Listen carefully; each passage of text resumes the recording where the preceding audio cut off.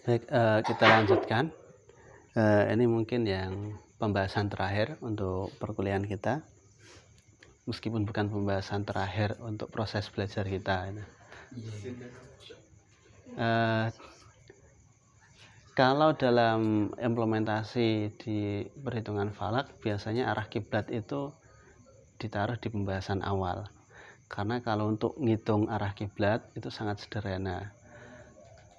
Kita cukup mengetahui bujur tempat kedua tempat, Ka'bah sama tempat kita, dan lintang Ka'bah dan lintang tempat kita. Kemudian dicari selisih bujurnya berapa, kemudian dihitung arah kiblatnya, selesai. Tidak sepanjang algoritma perhitungan waktu sholat ataupun perhitungan awal bulan, apalagi algoritma perhitungan gerhana. Hanya saja untuk membongkar konsep rumus dalam arah kiblat dari perspektif astronomi bola ini relatif lebih kompleks dibanding persoalan-persoalan dalam awal waktu sholat kayak sudut waktu tadi atau awal bulan kayak ketinggian tadi itu. Sehingga di sini saya sengaja menaruh pembahasannya di paling akhir, minimal sampai sudah paham praktek-prakteknya dalam kasus yang lain. Kemudian untuk kasus yang lebih kompleks ini kita bisa menganalisisnya tidak terlalu berat. Baik, kita coba pahami terlebih dahulu bagaimana sih sebenarnya arah kiblat itu.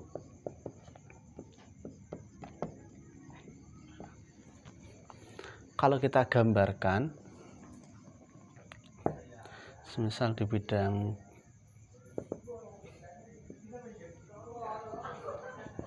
semisal ini di bidang bumi, dalam koordinat geografis, koordinat bola bumi ini,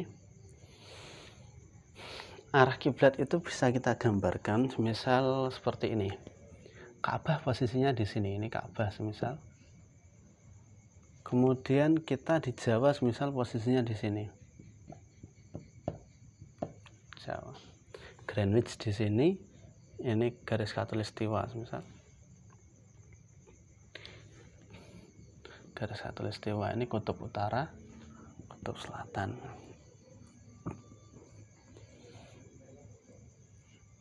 Untuk membawa ini ke masalah segitiga bola, maka kita harus membentuk segitiganya terlebih dahulu. Segitiga bola itu terbentuk dari 3 lingkaran besar. Lingkaran besar pertama yakni lingkaran besar yang melewati Ka'bah. Ini lingkaran besar. Lingkaran besar kedua, lingkaran besar yang melewati tempat kita. Kemudian lingkaran besar yang ketiga, lingkaran besar yang menghubungkan antara Ka'bah dan tempat kita.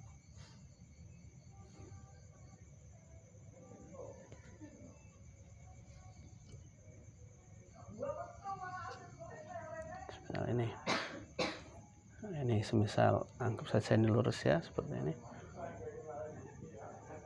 Nah, jadi ada 3 lingkaran besar. Ini lingkaran besar yang pertama yang melewati Ka'bah, lingkaran besar yang kedua melewati tempat kita, lingkaran besar yang ketiga yang menghubungkan antara Ka'bah dan tempat kita. Kalau kemudian kita kasih tanda semisal Ka'bah ini semisal A, ini B, ini C semisal sudutnya, kemudian sisinya, sisi yang berhadapan dengan sudut A, sisi A, ini sisi B, ini sisi C.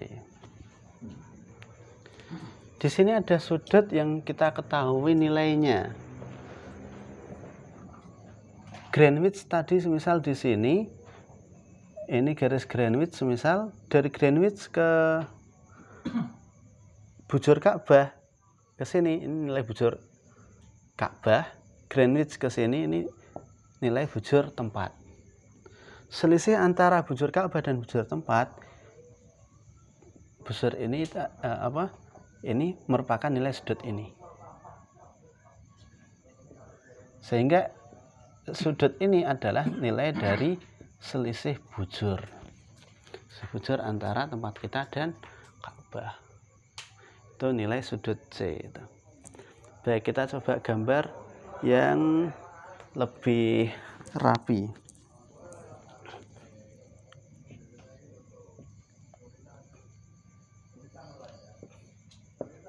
A, B, C.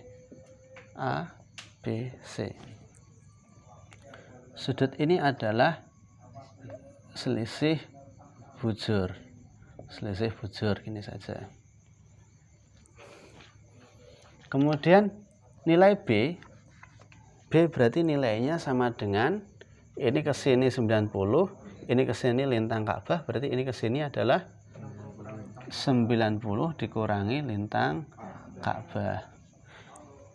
Nilai A ini ke sini lintang tempat, ini nyampe ke sini 90, ini sampai ke sini 90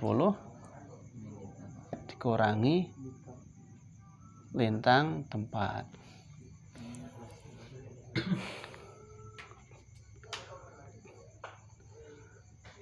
Yang kita cari dalam persoalan arah kiblat itu adalah sudut B ini. Sudut B. Sudut B ini nanti nilainya berapa?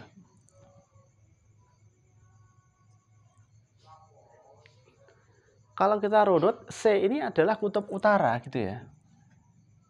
Kutub utara bumi. Artinya apa? Nanti ketika kita mendapat nilai B, kalau kita gambar di koordinat horizon itu, nanti gambarnya kurang lebih seperti ini.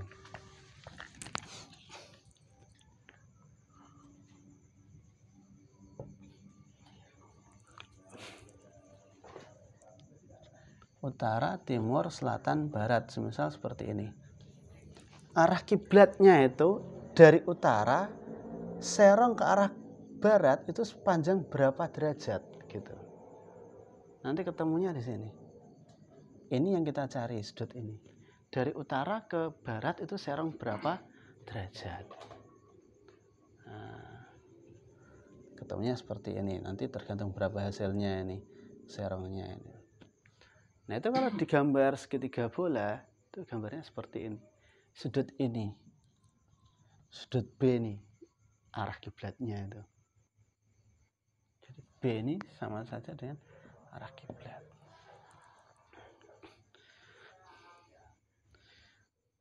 Rumus arah kiblat yang sering kita dengar dan yang familiar di telinga kita, terutama kalau pakai sistem epimeris, rumus arah kiblat itu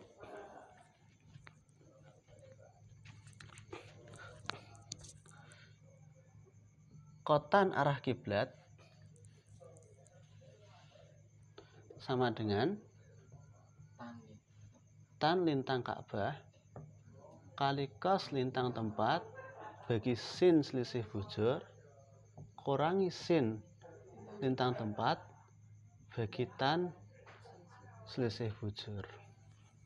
Ini rumus arah kiblat yang familiar dan yang banyak dipakai dalam kajian ilmu falak. Pertanyaan muncul, rumus ini dari mana gitu? Ini dari mana? Asal usulnya seperti apa? Ini yang kemudian akan kita bahas dalam kajian astronomi bola ini. Asal usulnya seperti apa?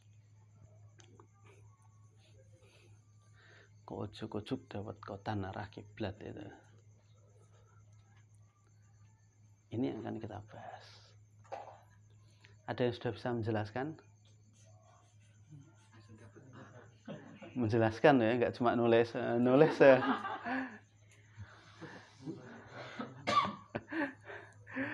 Tak kayak A langsung keluar ya, serasa ujian lulus gitu.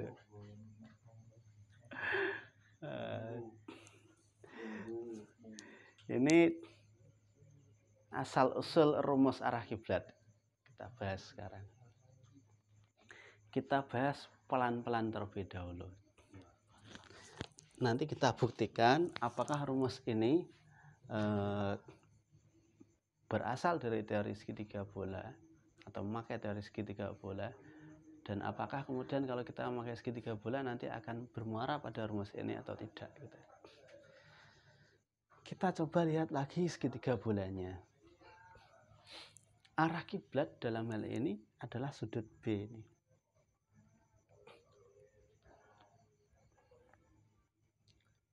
Artinya dari persamaan cos tadi, kita harus memunculkan variabel B besar ini. Untuk memunculkan variabel B besar ini, maka kita pakai yang cos B. Cos B sama dengan cos A cos C plus, ini C kecil ya, sin A sin C kali cos B besar. B besar ini nanti arah kiblat gitu kan. Oke, pertama pakai persamaan cos. Kedua, supaya ini nanti bisa disubstitusikan, kita butuh satu persamaan lagi. Kita pakai persamaan C. Cos C. Ini kalau cos B seperti ini, kalau cos C sama dengan cos A cos B tambah sin A sin B kali cos C. Oke. Ini persamaan pertama, ini persamaan kedua. Berikutnya, di persamaan pertama tadi ada nilai C ini. Atau nilai cos C ini. Di persamaan kedua, cos C ini sudah dideskripsikan sedemikian rupa. Maka persamaan kedua ini bisa kita substitusikan, bisa kita masukkan di persamaan pertama. Sehingga kita bisa menulisnya cos B sama dengan cos A, cos C-nya diganti ini. Kurung buka, cos A cos B tambah sin A sin B kali cos C besar, kurung tutup. Kan baru nyampe sini ya. Kemudian kita lanjutkan tambah sin A sin C kali cos B. Ini untuk mengucapkannya sambekannya menggeh-menggeh ini ya. Oke. Ini udah nyampe sini. Kemudian kita lanjutkan. Cos B sama dengan, kita pakai nalar ini. Ini semisal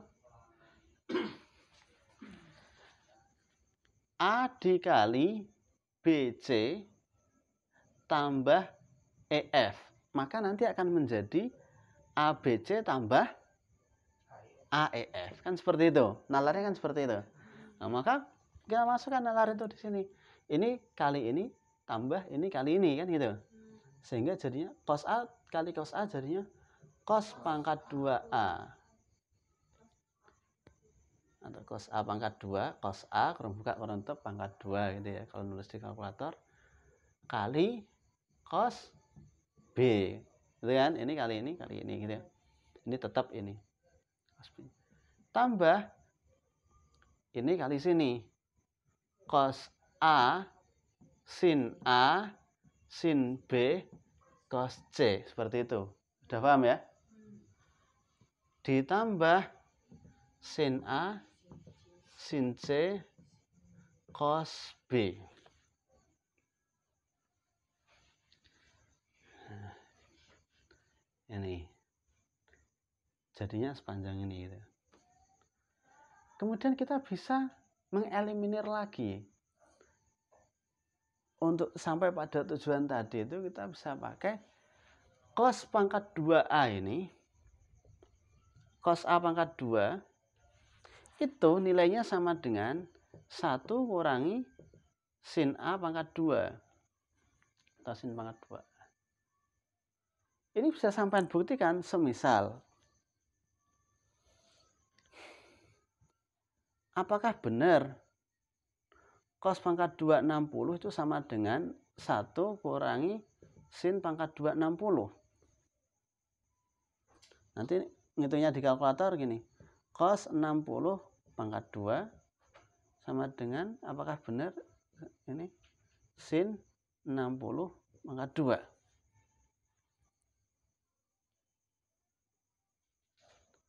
Coba dihitung.